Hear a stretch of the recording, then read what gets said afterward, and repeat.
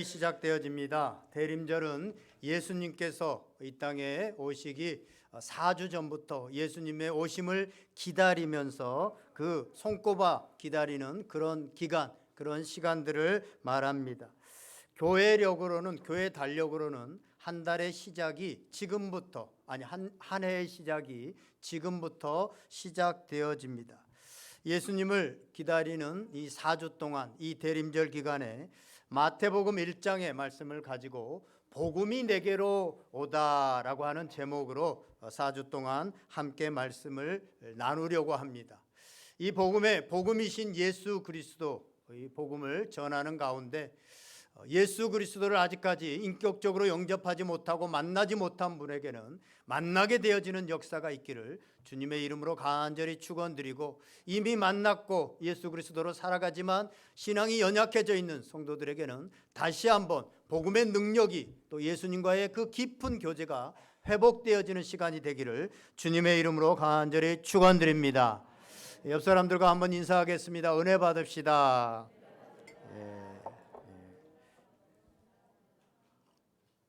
문어가 있잖아요.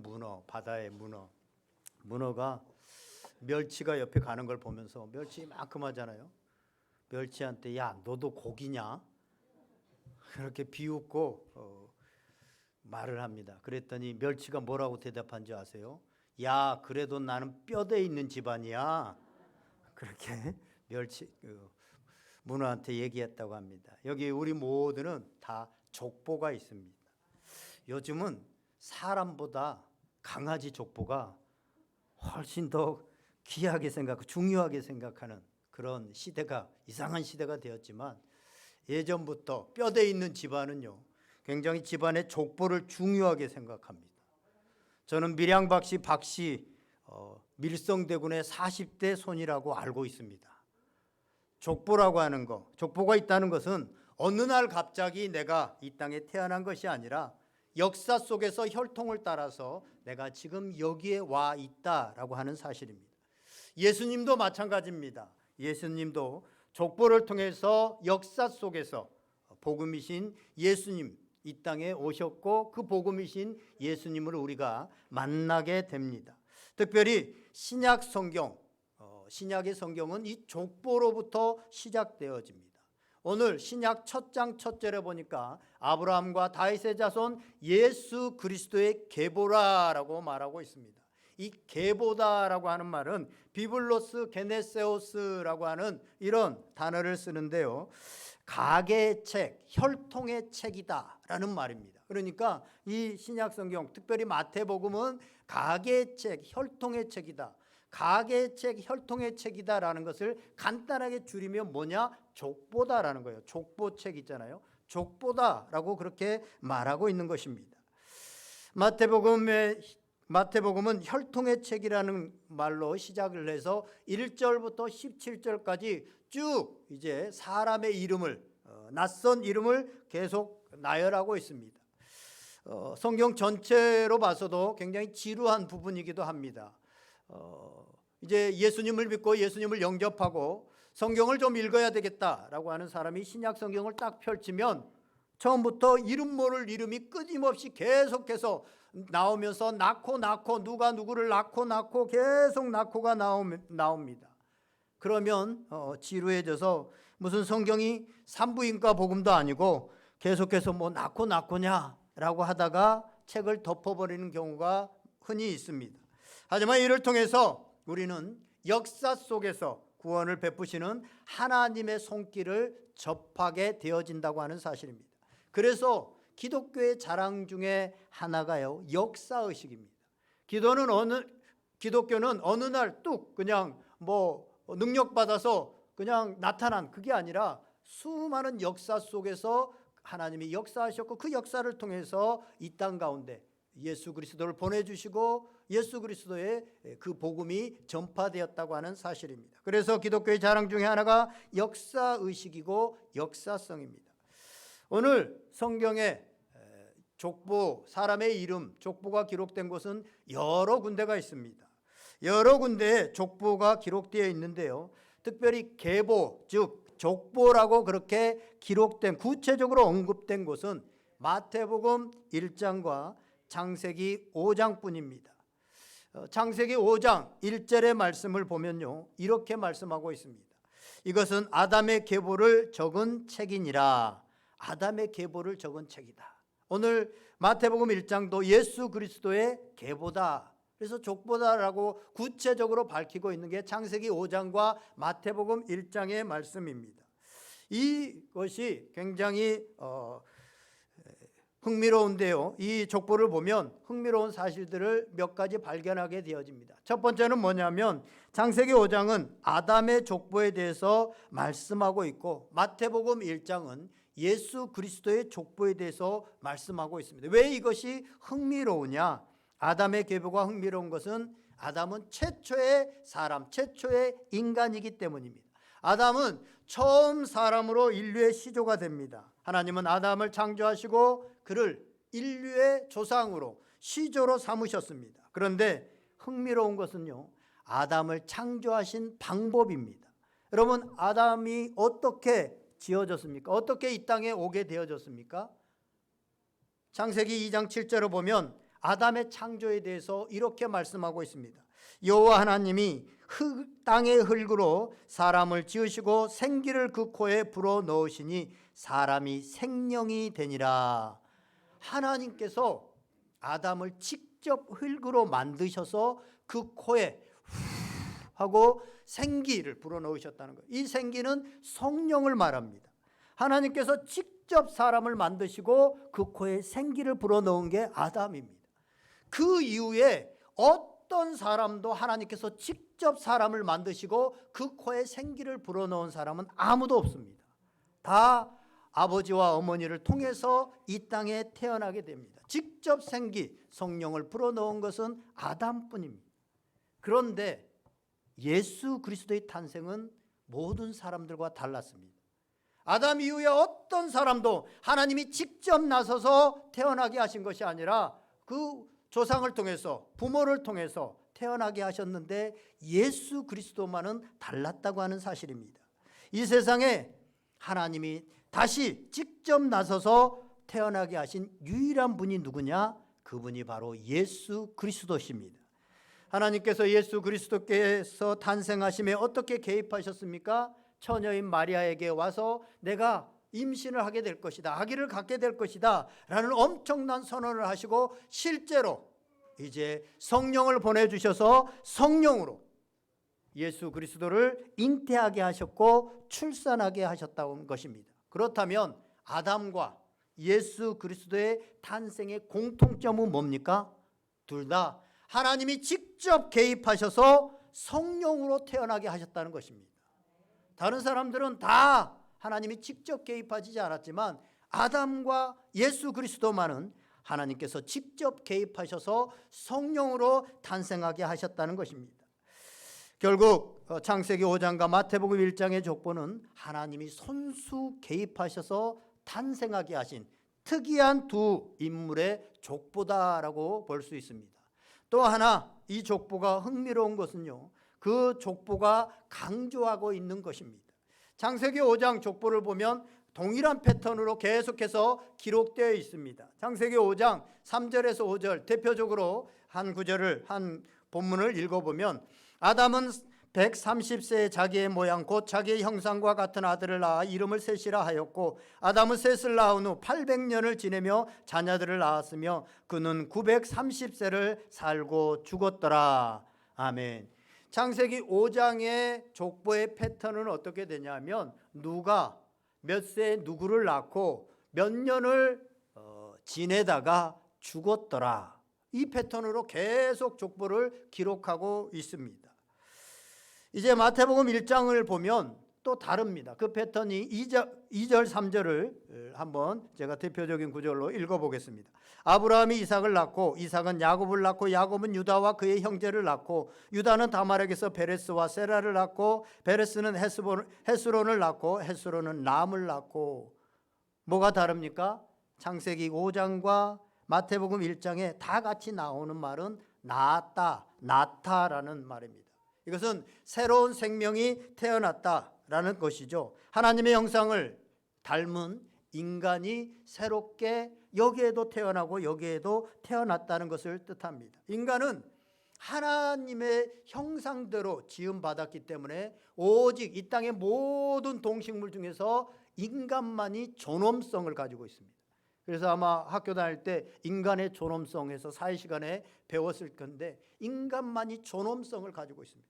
왜 소는 존엄성을 가지지 못하고, 요즘 뭐 개도 존엄성을 가지는 이상한 세상이 되었습니다만, 우리 인간만이 존엄성을 가지게 되어집니까?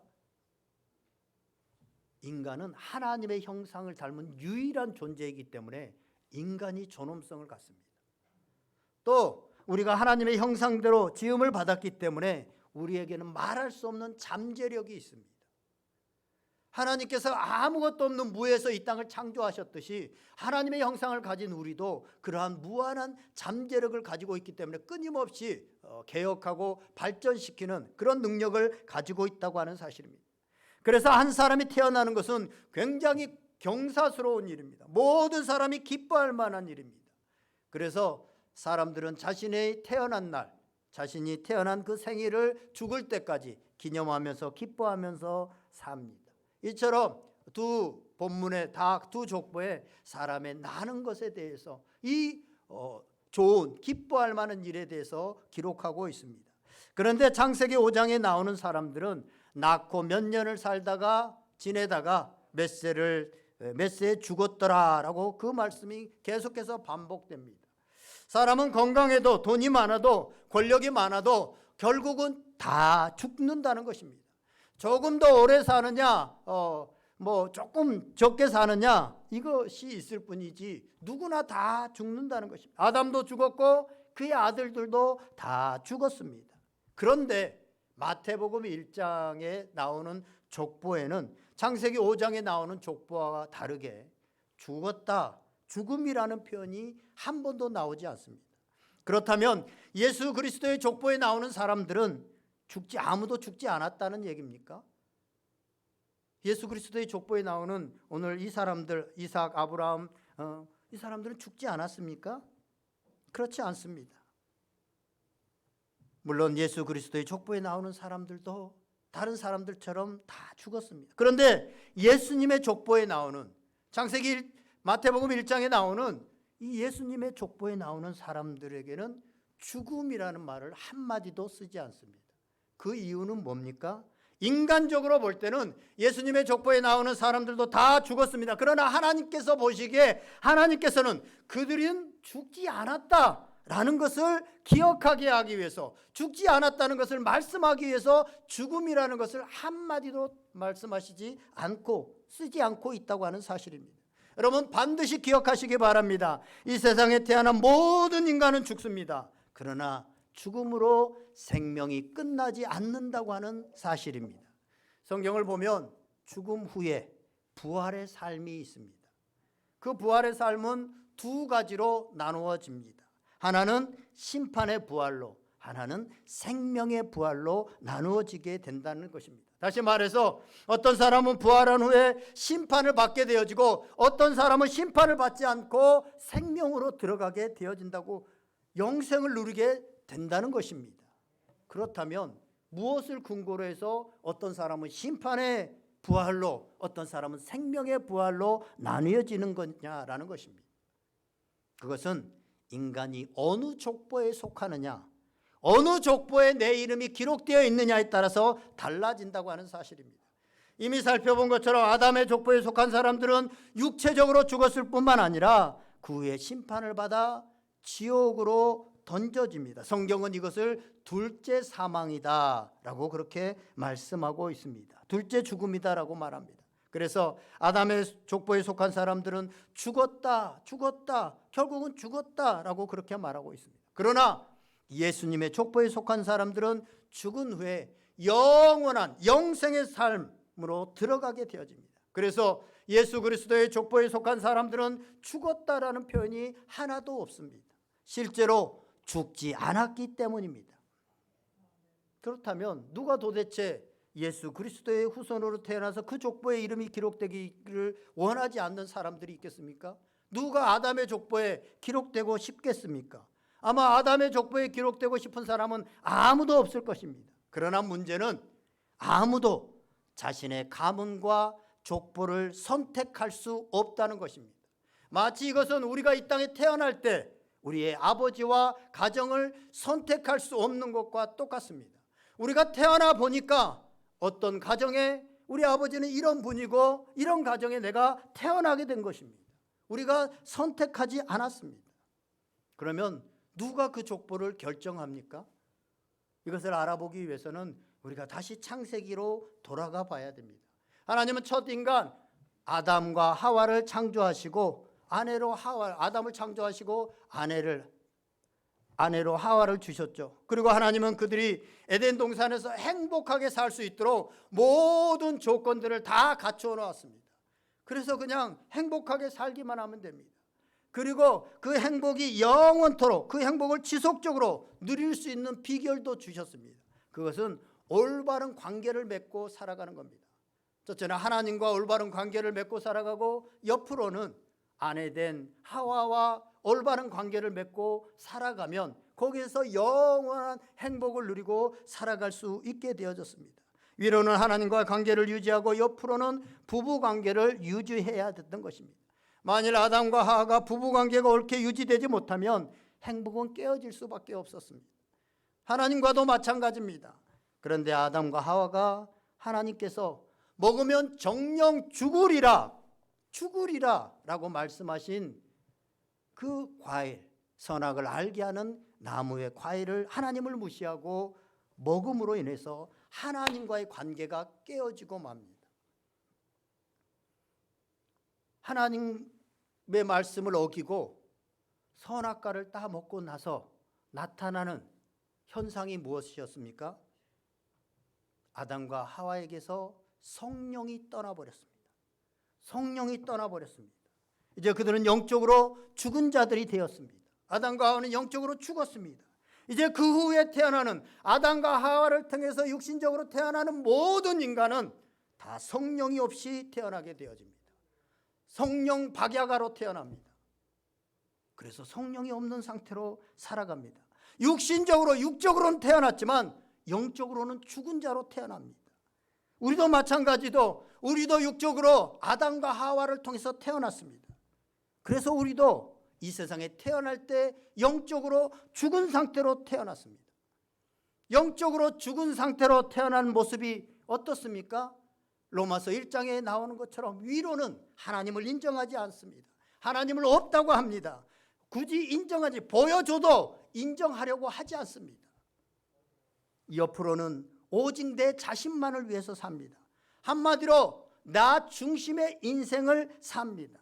부모도 자식도 교회 지체들도 이웃들도 나를 위해서 존재해야 됩니다. 나의 유익을 위해서 존재해야 됩니다. 그렇지 않으면 미워하고 화를 내고 짜증내고 폭력을 휘두르고 심지어 떠나기까지 합니다. 죽이기도 하죠. 이게 인간의 삶이 되어졌습니다. 그래서 이것을 향해서 계속 나아갑니다. 오직 내 자신을 향해서. 성경은 말세, 이러한 현상이 일어난다. 말세가 되면 사람들이 자긍한다. 오직 자기를 위해서 더 살아가게 되어진다. 그런 현상이 너무나도 많이 지금 나타나고 있지 않습니까? 이것이 아담의 족보에 들어있는 사람들의 기본적인 모습이고, 우리도 그러한 모습이었다고, 우리도 그러한 사람들이었다고 하는 사실입니다. 우리도 마찬가지입니다. 그런데 모든 사람은 아담과 하와의 후손입니다. 그래서 우리의 이름도 아담의 족보, 죽음의 족보에 기록되어 있습니다. 그리고 그러다 보니까 오직 나 중심적인 인생을 선택하며 살아갑니다. 그렇게 살아갑니다. 이타적인 삶은 전혀 우리의 것이 아닙니다. 이것은 우리가 선택한 것이 아닙니다. 이미 태어날 때부터 결정된 숙명이었습니다. 그래서 너무나도 억울합니다. 그냥 그렇게 태어나 보니까, 나는 아담을 알지도 못하는데 태어나 보니까 그렇게 태어난 거예요. 그 족보에 그냥 들어가 있는 거예요. 내가 결정하지 않았는데 밀양박씨로 태어난 거예요. 아담의 족보에 들어간 것이 너무 억울하다고 생각합니다. 그래서 하나님께서 선택할 수 있는 족보를 주셨습니다. 그것이 바로 오늘 본문에 기록된 예수 그리스도의 족보입니다. 예수 그리스도께서 우선 아담의 족보에 있는 우리의 이름을 빼어내야만 했습니다. 그래서 예수님은 육체를 입고 마지막 아담이 되었습니다. 마지막 아담인 예수님은 오직 자신의 일을 위해서 살지 않았습니다. 성령이 떠나버린 사람들, 아담의 족보에 속해 있는 모든 사람들은 다 자신의 유익만, 결혼을 해서 아내를 위하고 남편을 위한다고 하지만 궁극적으로는 결국은 자기 자신만을 위해서 살아가는 그런 모습이었는데, 예수님은 이 땅에 오셔서 자기 자신으로만 살아가지 않는 모습을 친히 보여주셨습니다. 예수님은 아담과 그의 후손들이 하나님께 불순종한 모든 책임을 지시고 자신이 하나님께 심판을 받으셨습니다. 그것이 바로 저 십자가 위에서 예수님의 죽음입니다. 예수님은 아담과 하와 그의 후손들의 불순종을 자신의 불순종으로 여기고 자신이 책임을 지시고 우리 대신 심판을 받아 십자가에 처형당하신 것입니다. 그러나 그렇게 해서 끝나버렸다면 족보는 만들어지지 않습니다. 아무도 낳지 않고 혼자 죽어버렸으면 그러면 족보는 만들어지지 않습니다. 그런데 예수님께서는 3일 만에 부활하셨습니다. 할렐루야. 부활하셨습니다. 부활하셔서 새로운 족보가 시작되어집니다. 왜 예수님의 부활이 새로운 족보의 시작입니까? 왜냐하면 인류 역사상에서 아무도 부활한 사람이 아무도 없었는데 최초의 부활을 하신 것입니다. 이에 대해서 고린도전서 15장 45절은 이렇게 말씀합니다. 기록된 바 첫사람 아담은 생명이 되었다 함과 같이 마지막 아담은 살려주는 영이 되었나니. 아멘. 첫사람 아담에게 원래 성령이 불어져서 성령이 있었습니다. 그런데 범죄함으로 인해서 성령이 떠나버렸습니다. 그 영이 떠나버렸습니다. 그래서 그를 통해서 태어난 모든 사람들은 성령이 없는 성령 박야가로 태어나게 되어집니다. 그래서 어떻게 살아가야 될지 모르고 오직 자신의 유익만을 위해서 살아갑니다. 하나님께서 짝지어 주신 그 배필도 자신의 유익만을 위해서. 아담과 하와가 범죄하고 나서 첫 번째 했던 행동이 뭡니까? 하나님께서 그를 불렀을 때 이 하나님께서 만들어주신 하와가 그렇게 했습니다 라고 변명합니다. 제가 잘못했습니다 라고 하면 될 텐데 하와를 탓합니다. 하와는 또 어떻습니까? 하나님이 만들어주신 뱀, 하늘이 만드는 뱀이 나를 유혹해서 그랬습니다 라고 하면서 자꾸 남을 탓하고 남에게 전가시킵니다. 잘한 것은 자기가 잘한 것이고 내가 잘못되고 한 것은 환경 탓이고 부모를 잘못 만났고 누가 도와주지 않았기 때문에 그렇다고 생각을 합니다. 오직 자신의 유익만을 위해서 살아가는 그런 존재가 되어지고 말았다고 하는 사실입니다. 하지만 마지막 아담인 예수 그리스도는 성령으로 나셨습니다. 또 성령으로 부활하셨습니다. 그렇기 때문에 성령이 없는 우리 가운데, 아담의 후손인 우리 가운데 성령을 부어주셔서 영적으로 살 수 있도록 만들어주신다고 하는 사실입니다. 다시 말해서 우리도 예수님처럼 성령으로 살게 되어지고 부활하여 영생을 누릴 수 있게 되었다고 하는 사실입니다. 로마서 5장 19절에 보면 첫사람 아담과 마지막 아담을 비교하면서 이렇게 말씀합니다. 한 사람이 순종하지 아니함으로 많은 사람이 죄인 된 것 같이 한 사람이 순종하심으로 많은 사람이 의인이 되리라. 아멘. 우리가 알기도 전에 아담이 하나님 앞에 불순종함으로 인하여서 아담의 후손인 우리는 자연스럽게 그 족보에 들어가게 되어지고 억울한 운명이 되었습니다. 그런데 하나님께서 우리가 알기도 전에, 우리가 요구하기도 전에 예수님을 보내주셔서 우리의 죄를 위하여 그의 몸을 찢으시고 피를 쏟으시고 부활하게 하심으로 이제 새로운 족보를 만드셨습니다. 그 족보는 죽음에 얼마 살고 죽었더라 라는 족보가 아니라 낳고 살았다고 하는 생명의 족보입니다. 비록 우리는 육신적으로 죽어도 생명으로 부활하게 되어지는 족보를 주님께서 이 땅에 오셔서 십자가를 지시고 부활하심으로 만드셨다고 하는 사실입니다. 이제 하나님께서는 예수 그리스도를 통해서 새로운 족보를 만드시고 우리 모두에게 우리의 족보를 선택할 수 있는 그런 기회를 주셨습니다. 아담의 족보에 속하여서 오직 자기만을 위하여서 몇백 년, 몇십 년을 살다가 죽을 것이냐, 아니면 예수 그리스도를 통하여 예수 그리스도의 족보에 속하여서 영생을 누리고 성령님과 동행하며 살다가 영원한 부활의 소망으로 영원한 생명을 얻을 것이냐, 우리에게 선택의 권한을 주셨습니다. 이에 대해서 요한복음 1장 12절은 이렇게 말합니다. 영접하는 자 곧 그 이름을 믿는 자들에게는 하나님의 자녀가 되는 권세를 주셨으니 아멘. 영접하는 자라고 하는 말은 뭡니까? 인격적으로 예수님을 받아들이고 그분을 구주로 모셔드리는 행위, 인격적인 영접을 바로 예수님을 영접하는 자다라고 말하고 있습니다. 여기서 영접하다라고 하는 단어 엘라보는 수동태가 아니라 능동태로 쓰여져 있습니다. 수동태는 내가 그냥 영접을 당하는 겁니다. 어떤 힘에 의해서 그냥 영접되어진 거죠. 그런데 여기 능동태라고 하는 것은 내가 적극적으로, 내가 능동적으로 이 복음을 듣고 영접하고 그 복음을 나의 것으로 여기고 인격적으로 받아들일 때 거기에 하나님의 자녀가 되어지고, 그럴 때 예수 그리스도의 족보로 우리의 이름이 옮겨진다고 하는 사실입니다. 할렐루야. 내가 적극적이고 능동적으로 영접을 하고 맞아들이는 것입니다. 내가 예수님을 인격적으로 받아들이는 것입니다. 그럴 때 우리는 아담의 족보에서 나와서 예수 그리스도의 족보에 들어가게 된다고 하는 사실입니다. 할렐루야. 이 사실에 대해서 요한계시록 3장 20절에도 비슷한 말씀이 있습니다. 볼지어다 내가 문 밖에 서서 두드리노니 누구든지 내 음성을 듣고 문을 열면 내가 그에게로 들어가 그로 더불어 먹고 그는 나와 더불어 먹으리라. 예수님의 음성을 듣고 예수님이 문을 두드리는 것을 듣고 문을 열면 내가 그에게로 들어가라고 되어 있는데, 여기 문을 열면이라는 단어도요, 능동태 가정법으로 쓰여져 있습니다. 능동태라는 것은 마찬가지입니다. 내가 문을 여는 겁니다.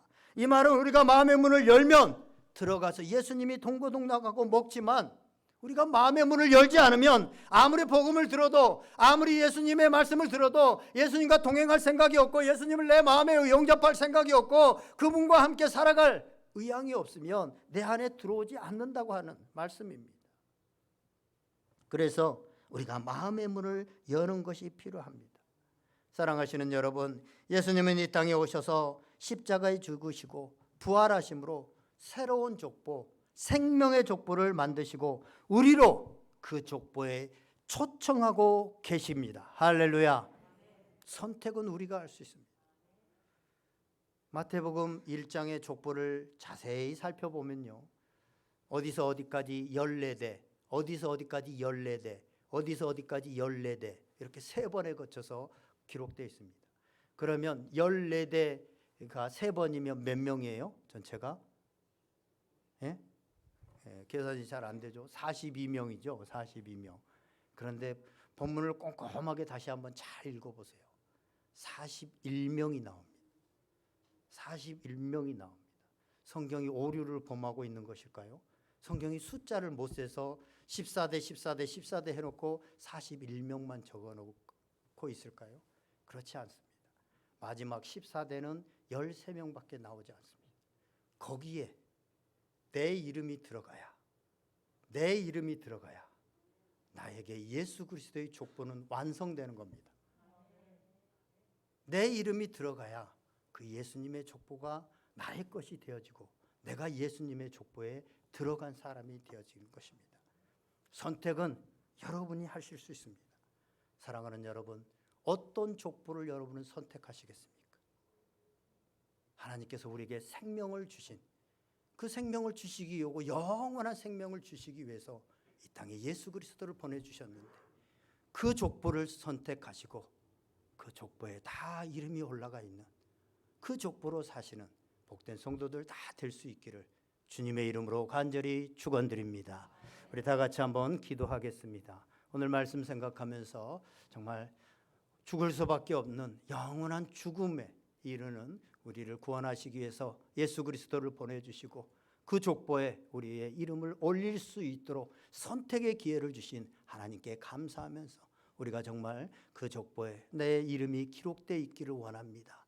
기록되어 있기를 원합니다. 우리가 마음으로 영접하고 받아들일 때 그 나의 이름은 예수 그리스도의 그 족보에 들어가게 될 것입니다. 혹시나 아직도 내가 예수 그리스도의 족보에 들어가 있는지 확신하지 못하고 있는 분들이 있다면 오늘 이 예수님을 기다리면서 하나님 예수 그리스도의 그 십자가를 믿습니다. 나에게 내가 영접합니다. 고백할 때 우리의 이름이 예수 그리스도의 그 족보에 들어가게 되어지고 그 성령으로 우리가 살게 되어진다고 하는 사실들을 믿고 이 시간에 결단하면서 고백하는 그런 시간이 되기를 원합니다. 우리 다 같이 한번 기도하겠습니다.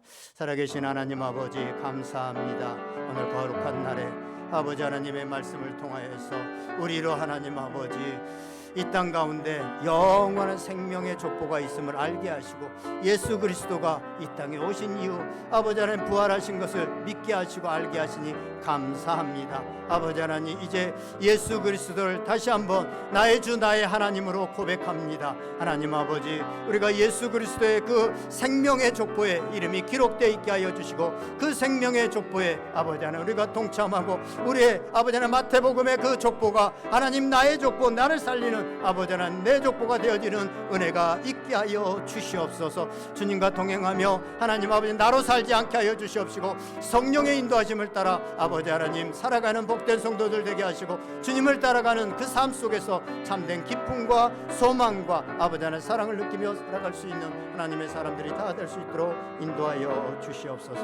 아버지 하나님 함께 하심을 감사합니다. 하나님 인도해 주시고 믿습니다. 살아계신 예수님